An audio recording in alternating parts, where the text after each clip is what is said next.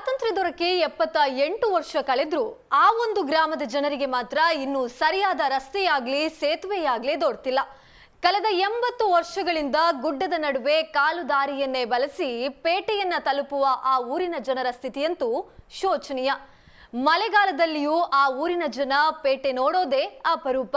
ಅಷ್ಟಕ್ಕೂ ಈ ಕಾಲದಲ್ಲಿ ಇಂತಹ ಪರಿಸ್ಥಿತಿ ಇರೋದಾದ್ರೂ ಎಲ್ಲಿ ಅಂತೀರಾ? ಈ ವರದಿ ನೋಡಿ.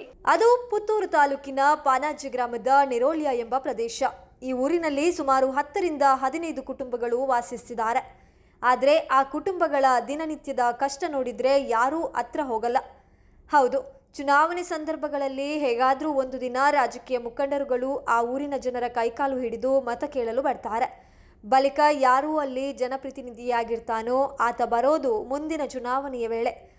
ಅಂದರೆ ಜನಪ್ರತಿನಿಧಿಯಾದವನು ಕೂಡ ಇಲ್ಲಿನ ಜನರ ಕಷ್ಟವನ್ನ ಕಣ್ಣಾರೆ ಕಂಡಿದ್ರೂ ಬೇಡಿಕೆಯನ್ನ ಇಲ್ಲಿಯವರೆಗೂ ಈಡೇರಿಸಿಲ್ಲ. ಎಸ್, ಸ್ವಾತಂತ್ರ್ಯ ದೊರಕಿ ಸರಿಸುಮಾರು 78 ವರ್ಷ ಕಳೆದ್ರು ನಿರೋಳ್ಯ ಭಾಗದ ಜನರಿಗೆ ಸರಿಯಾದ ರಸ್ತೆ ಸೇತುವೆ ಸಂಪರ್ಕ ಇಲ್ಲದೆ ಮೂಲ ಸೌಕರ್ಯವನ್ನೇ ಕಳೆದುಕೊಂಡಿದ್ದಾರೆ.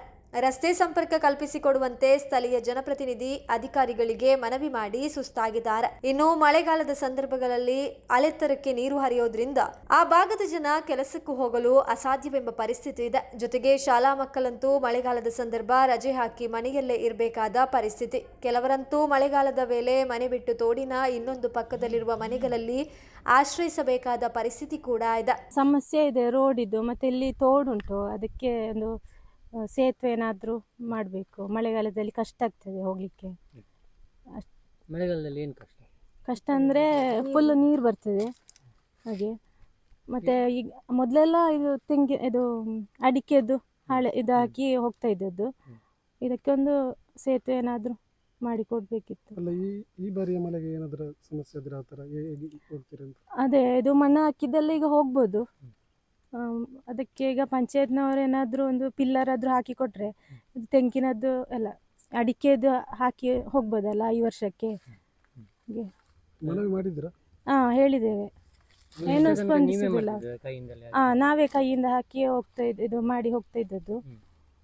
ಹಾಗೆ ಜಾಸ್ತಿ ಮಳೆಗಾಲದಲ್ಲಿ ಹುಷಾರಿಲ್ಲದೆ, ನನ್ನ ಅಪ್ಪನಿಗೆ ಹುಷಾರಿಲ್ಲದೆ ಅವರನ್ನು ಕೊಂಡೋಗ್ಲಿಕ್ಕೆಲ್ಲ ತುಂಬ ಕಷ್ಟ ಆಗಿದೆ.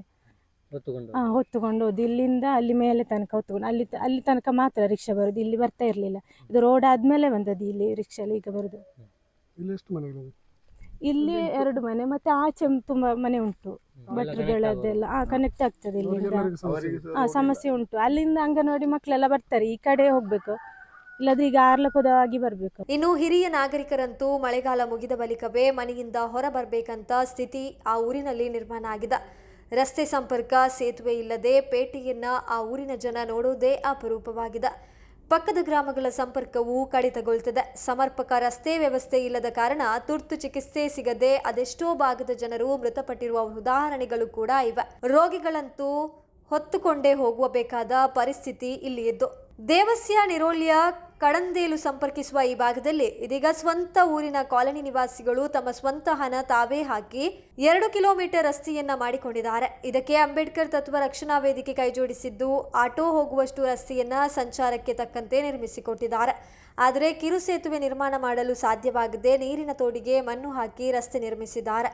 ಆದರೆ ಮಳೆಗಾಲದಲ್ಲಂತೂ ಮಣ್ಣು ನೀರಿನ ಜೊತೆಗೆ ಕೊಚ್ಚಿ ಹೋಗದಂತೂ ಗ್ಯಾರಂಟಿ. ಹಾಗಾಗಿ ಮಳೆಗಾಲದ ಮೊದಲು ಒಂದು ಕಿರು ಸೇತುವೆ ಮಾಡಿಕೊಡಿ ಎಂದು ಪುತ್ತೂರಿನ ಶಾಸಕ ಅಶೋಕ್ ಕುಮಾರಯ್ಯವರಿಗೆ ಮನವಿ ಮಾಡಿ ಕೆಲ ತಿಂಗಳುಗಳೇ ಕಳೆದಿದೆ. ಆದರೆ ಇದುವರೆಗೂ ಸ್ಪಂದನೆ ದೊರೆತಿಲ್ಲ. ಹಾಗಾಗಿ ಸದ್ಯದಲ್ಲೇ ಕಿರು ಸೇತುವೆ ನಿರ್ಮಿಸಿಕೊಡದಿದ್ದಲ್ಲಿ ಅಂಬೇಡ್ಕರ್ ತತ್ವ ರಕ್ಷಣಾ ವೇದಿಕೆ ಪ್ರತಿಭಟನೆಯ ಎಚ್ಚರಿಕೆಯನ್ನ ನೀಡಿದೆ. ಇನ್ನು ನಿರೋಳ್ಯ ಭಾಗದಲ್ಲಿ ರಸ್ತೆ ಸಮಸ್ಯೆ ಇರೋದು ನಿಜ ಅಂತ ಪಾನಾಜಿ ಪಂಚಾಯತ್ ಅಧಿಕಾರಿಗಳು ಒಪ್ಪಿಕೊಂಡಿದ್ದಾರೆ.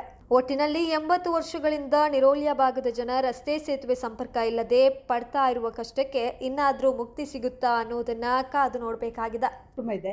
ಅವರು ಅದು ನಮ್ಮ ಜಾಗ ಅಂತೆಲ್ಲ ತುಂಬ ಕಿರಿಕೆಲ್ಲ ಮಾಡಿ ನಮಗೆ ಲೆಟ್ರ್ ಎಲ್ಲ ಕೊಟ್ಟಿದ್ದಾರೆ. ಆ ಪ್ಲೇಸಿಗೆ ವಿಸಿಟ್ ಮಾಡಿದ್ದೇನೆ ಸರ್.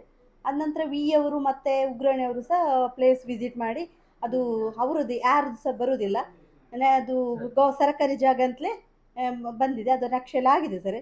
ಇನ್ನು ಮುಂದಿನ ಕ್ರಿಯೋಜನೆಯಲ್ಲಿ ಅಂದರೆ 1 ಲಕ್ಷ ML ಅವರು ಇಟ್ಟಿದ್ದಾರೆ ಸರ್ ಅದಕ್ಕೆ ಅಮೌಂಟು. ಮತ್ತು ನಮ್ಮ ಕ್ರಿಯೋಜನೆಯಲ್ಲಿ 15th ಕ್ರಿಯೋಜನೆಯಲ್ಲಿ ಅಥವಾ 16th ಕ್ರಿಯೋಜನೆಯಲ್ಲಿ ಅದಕ್ಕೆ ಏನಾದರೂ ರೋಡ್ ಇದ್ದು ಮಾಡುವಂಥ. ಈಗ ರಾಜ್ಯಾಧ್ಯಕ್ಷರು ಗಿರಿಧರ ನಾಯ್ಕ ಅಂತೇಳಿ ನನಗೆ ಇವರು ಹಲವಾರು ವರ್ಷದಿಂದ ನನಗೆ ಅವರು ಹೇಳ್ತಾ ಇದ್ದರು.